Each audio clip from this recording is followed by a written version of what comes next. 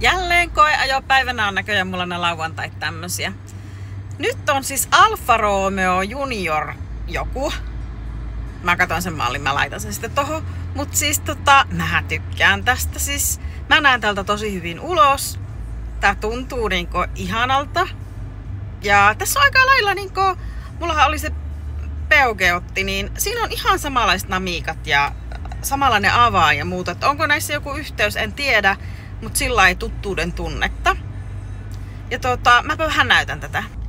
Eli mulla on nyt tässä virta päälle. Tää on nyt siis sähköversio, mutta hybridiähän mä niinku aion kateella. Ja tää on tämmönen kompaktin kokoinen ratti, tämmöiselle naisen kädellekin sopiva.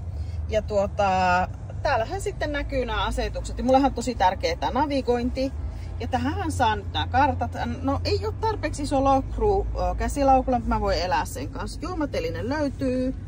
Ja tuolla on ehkä jotain säilytty. Tuo ei nyt nousu tästä, mä osaan vaan aukaista sitä.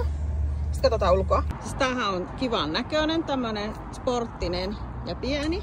Joo, ihan kiva. Katsotaanpa sitten nämä tilat.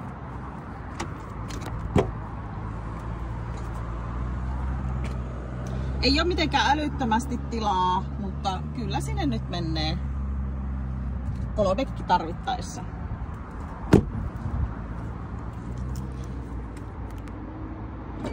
Uulala, tää on nyt parasta. Tästä minä pidän. Tää on mulle tärkeää, mikä tuntuu tavallaan ihan höpöltä. Kyllä tänne nyt mahtuu. Tää on mun tarpeisiin ihan sopiva. Noin, siitä alas.